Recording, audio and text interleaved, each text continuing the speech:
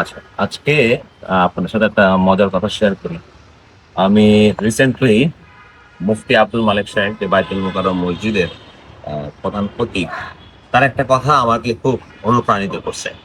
সে একটা কথা বলছে যে হাদিসে আছে, তোমার জীবনে কি আছে আর নাই সেটা তুমি চিন্তা করো না, যদি তোমার জীবনে চারটা জিনিস থাকে। তো সেই চারটা জিনিস কি? প্রথমেই হচ্ছে সৎ ইনকাম।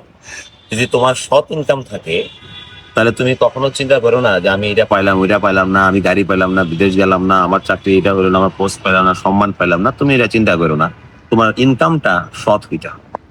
দ্বিতীয় হচ্ছে, তিনি বললে যে সদা সত্য কথা বল।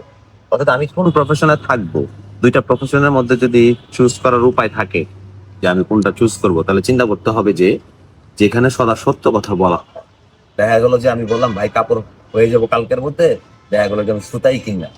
আবার দেখা গেলো আমার কম্পিউটার নষ্ট, আমি গেলাম ভাই 2 ঘন্টার মধ্যে আপনার সাবমিট করে দিয়েছি। মানে সদা সত্য কথা বলতে হবে, যদি বলা যায় বুঝতে হবে যে এই প্রফেশনটা আমার জন্য পারফেক্ট। 3 নাম্বারটা হচ্ছে উত্তম ব্যবহার। আমি এমন একটা প্রফেশনে থাকলাম যেখানে মানুষ মানুষের সাথে ভালো ব্যবহার করে, আশেপাশের মানুষ মানুষের সাথে ভালো ব্যবহার করে, তাহলে সেই প্রফেশনটাই আমাকে চুজ করতে হবে। আর চতুর্থটা হইলো আমার আমানত রক্ষা করা। আমানতটা কি?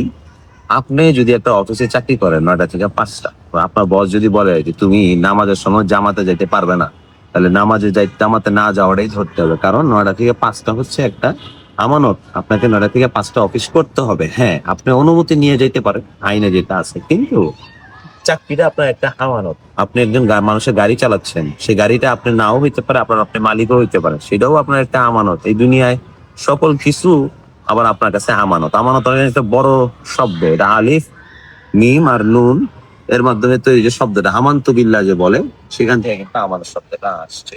এই চারটা শোনার পরে আমার মনে হলো যে আপনাদের সাথে এটা শেয়ার করি।